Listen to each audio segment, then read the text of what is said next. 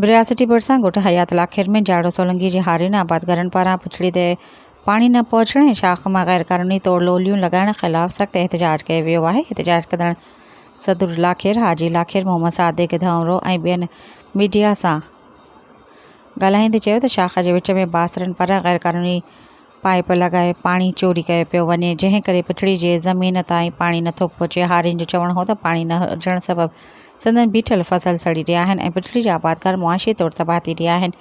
हुननि इल्ज़ाम लॻायो त आपाशी खाते जे मदारनि जी मिली भगत सां शाख जे विच वारनि हिसनि में गैर कानूनी पाइप लॻाए खेनि हिसे जे पाणी खां महरूम रखियो पियो वञे। एहतजाज कंदड़ सिंध हुकूमत ऐं वज़ीर आपाशी जाम ख़ान शोरू समेत ॿियनि आला अख़्तियारनि खां मुतालबो कयो आहे त शाख मां गैर कानूनी पाइप तुर्त हटाए पिछड़ीअ ताईं पाणी पहुचाए वञे। ॿी सूरत में एहतजाज जो दाइरो वधायो वेंदो। सब्सक्राइब कयो अवामी न्यूज़ HD खे ऐं ताज़ा तरीन ख़बरुनि लाइ ॾिसंदा रहो अवामी न्यूज़ HD।